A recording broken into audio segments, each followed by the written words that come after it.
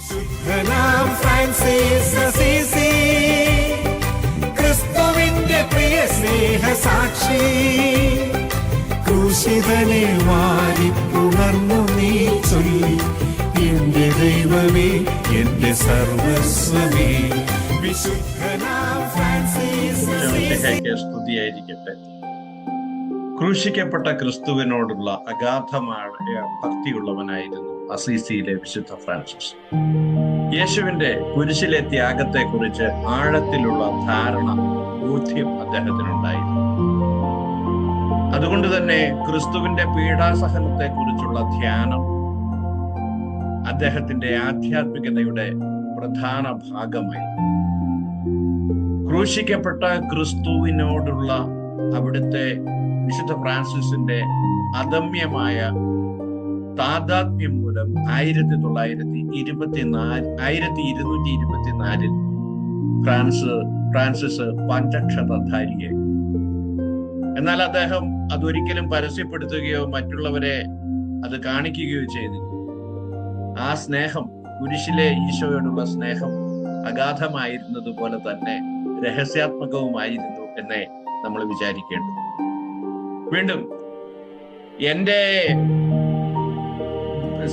പള്ളിയെ പുതുക്കിപ്പണിയുക എന്ന സ്വരം വിശുദ്ധ ഫ്രാൻസിസ് കേൾക്കുന്നത് സാന്താമിയായിലെ കുരിശിൽ നിന്ന്.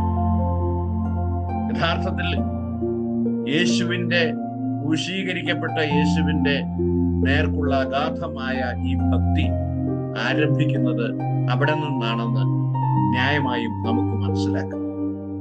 വീണ്ടും അദ്ദേഹത്തിന്റെ അനുകരണീയമായ ലാളിത്യം, പ്രപഞ്ചത്തിലെ സകല സൃഷ്ടവസ്തുക്കളോടുമുള്ള സാഹോദര്യം, ഇതൊക്കെയും ക്രൂശിതനായ കർത്താവുമായി ഐക്യപ്പെട്ടതു വഴിയായി അദ്ദേഹത്തിന് സംസിദ്ധമായ പ്രത്യേക സിദ്ധികളാണ്. മനുഷ്യരെ തികച്ചും സഹോദരരായി കാണുന്നവരാണ് നമ്മൾ.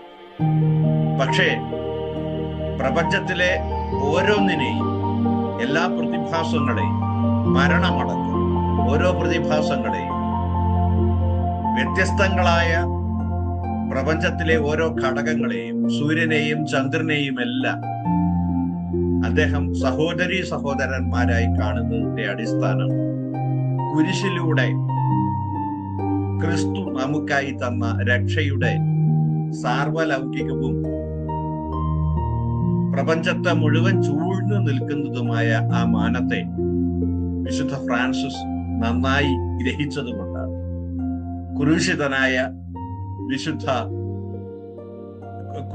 പഞ്ചക്ഷതധാരിയായ വിശുദ്ധ ഫ്രാൻസിസ് രണ്ടാം ക്രിസ്തു എന്നറിയപ്പെട്ടതിന്റെ കാരണം ക്രൂശിതനായ കർത്താവിനെ അദ്ദേഹം ഹൃദയ പരമാർത്ഥതയോടെ 100% കൃത്യതയോടെ അനുകരിച്ചു എന്നുള്ളതാണ്.